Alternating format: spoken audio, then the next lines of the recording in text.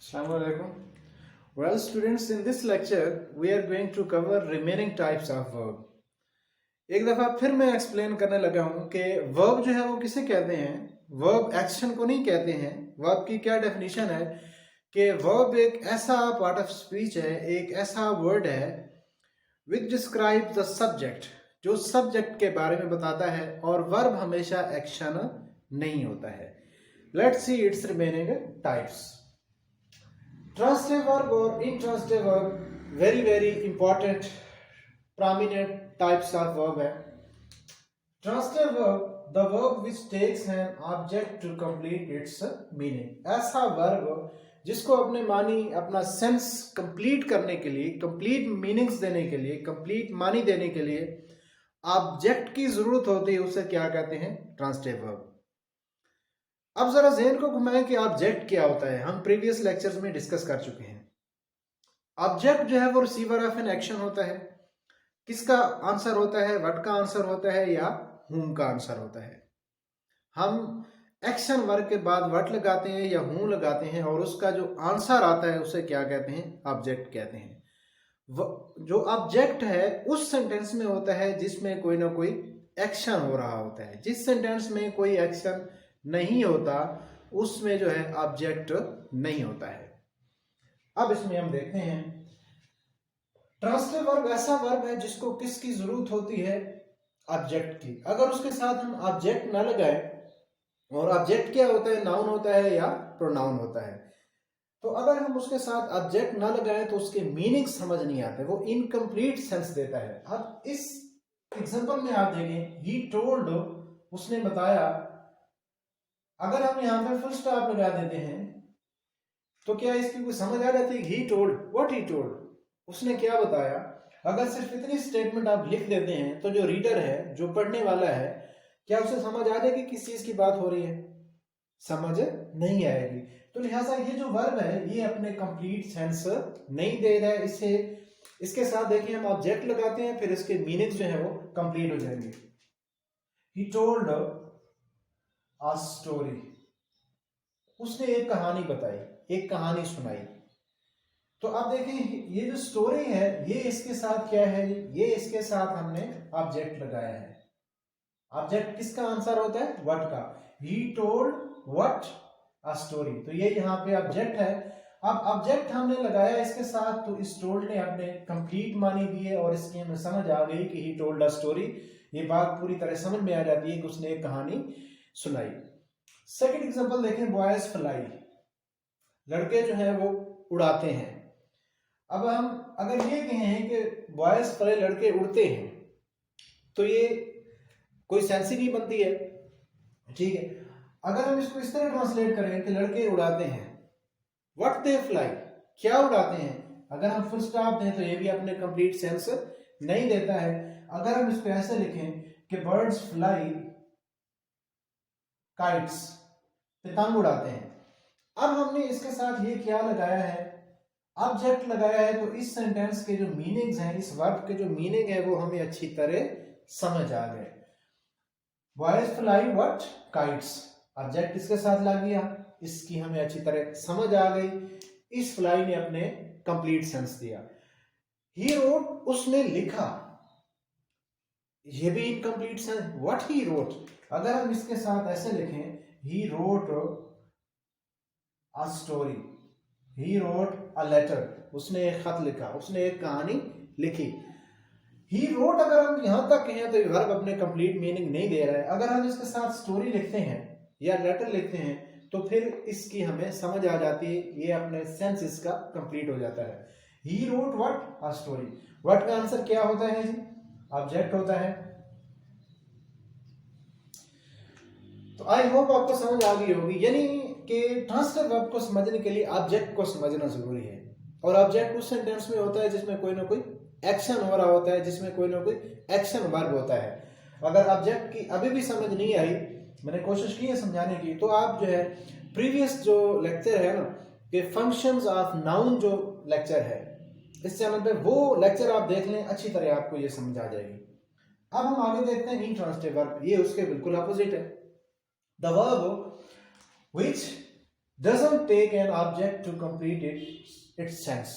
ऐसा वर्ब जिसको अपने मानी जो है वो कंप्लीट देने के लिए ऑब्जेक्ट की जरूरत नहीं होती, जो विदाउट ऑब्जेक्ट जो है अपने पूरे मानी देता है, जिसकी विदाउट ऑब्जेक्ट जो है वो समझ आ जाती है, वो कौन सा वर्ब होता है?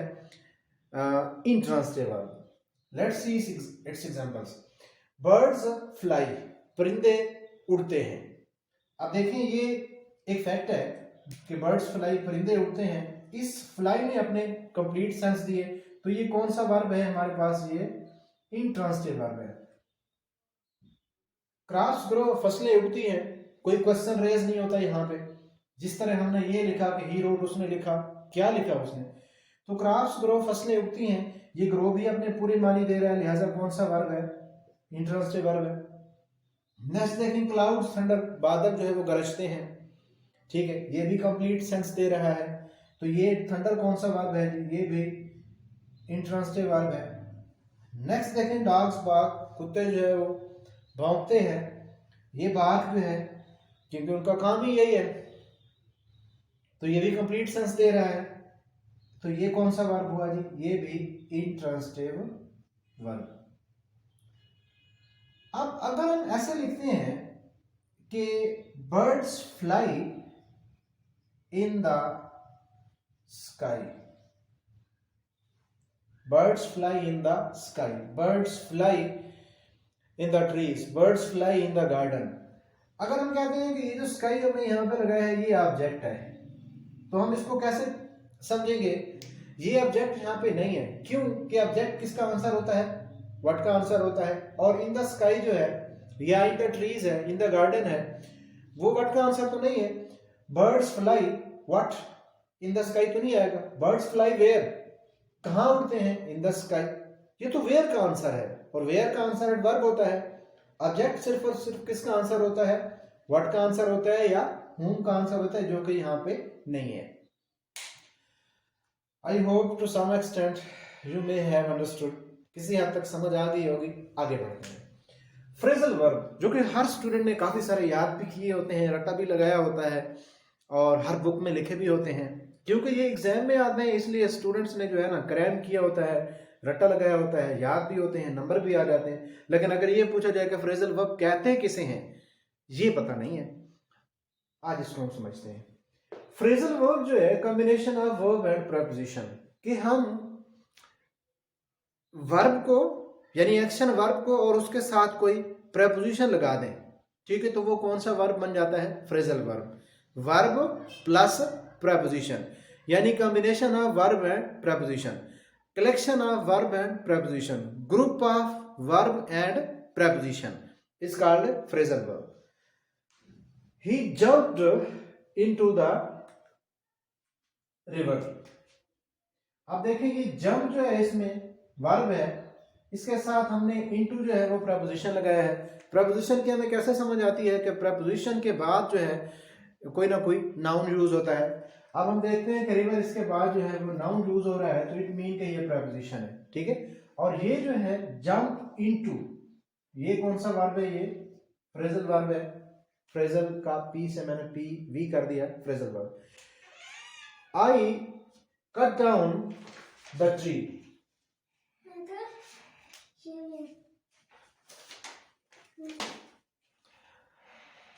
Sorry, I cut down the tree. अब इसमें देखें कट इसमें वर्ब है, इसके साथ डाउन क्या लगा हुआ है? ये प्रेपोजिशन है। कट डाउन, सिट डाउन, ठीक है, ये कौन से हुए? फ्रेजल वर्ब है। हमें ये समझना है कि ये प्रेपोजिशन कैसे है। अगर ये प्रेपोजिशन है, ठीक है, तो फिर इसके बाद नाउन का आना जरूरी है, क्योंकि प्रेपोजिशन जहां भी यूज होती है, प्रेपोजिशन की क्या डेफिनेशन है कि प्रेपोजिशन एक ऐसा वर्ड है, एक ऐसा पार्ट ऑफ स्पीच है जिसका काम क्या है? नाउन या प्रोनाउन को लिंक करना। इट मींस जहां भी प्रेपोजिशन आता है उसके बाद कोई ना कोई नाउन यूज होता है, ठीक है। तो यहां देखें ये डाउन प्रेपोजिशन है, इसके बाद ट्री नाउन यूज हुआ है। नेक्स्ट एग्जांपल देखें, they sat down by the table. अब देखिए ये सैट डाउन जो है, यहाँ पे सैट वर्ब है, इसके साथ डाउन जो है वो प्रेपोजिशन है, तो ये कौन सा वर्ब है? फ्रेजल वर्ब है, फ्रेजल वर्ब, ठीक है। फ्रेजल वर्ब किसे कहते हैं? Group of verb and preposition. हम किसी वर्ब के साथ अगर कोई प्रेपोजिशन यूज कर देते हैं तो वो क्या बन जाता है, फ्रेजल वर्ब बन जाता है। अब आप इसको अच्छी तरह जो है समझ के याद करेंगे और आसानी से इसको सीखना भी आसान हो जाएगा, इसे याद करना भी आसान हो जाएगा, क्योंकि जब एक चीज की समझ आ जाती है कि ये है क्या, तो फिर उसको समझना और उसको याद करना, थोड़ा सा कॉम्प्रीहेंड करना इजी हो जाता है। आगे देखें, what's conjugation, CONJUGATION, conjugation. Conjugation किसे कहते हैं? To make forms of verb is called conjugation. Verb की जो हम फॉर्म बनाते हैं ना, जिस तरह go, went, gone, write, rode, written, jump, jump, jump, walk, walked, walked, verb की फॉर्म बना रहे हैं ना, सेकंड और थर्ड। ये जो फंक्शन है, ये जो प्रोसेस है, ये जो प्रोसीजर है, ये जो काम है, ठीक है, वर्ब की फॉर्म बनाने को क्या कहते हैं इंग्लिश में? कंजुगेशन ऑफ वर्ब कहते हैं। ये देखें, हेल्प, हेल्प, हेल्प, तो हमने ये जो फॉर्म बनाई है इसको हम क्या कहेंगे? हमने वर्ब की क्या की है? कंजुगेशन की है। Write, rode, written, go, went, gone, cut, cut, cut, order, ordered, ordered, ये जो हम वर्ब्स की फॉर्म्स बनाते हैं इसको क्या कहते हैं? कंजुगेशन ऑफ वर्ब कहते हैं। तो माय डियर स्टूडेंट्स, आज के लेक्चर में हमने वंस अगेन जो remaining important types of verbs थी उसको हमने डिस्कस किया है। Transitive verb, intransitive verb, examples भी हमने डिस्कस किए हैं, फ्रेजल वर्ब हमने डिस्कस किया है। तो इसी के साथ ही इजाज़त चाहूँगा। अगर कोई क्वेश्चन हो तो आप कमेंट बॉक्स में ज़रूर लिखें, ज़रूर आपके क्वेश्चन को वैल्यू दी जाएगी, वेटेज दी जाएगी। Thank you so much.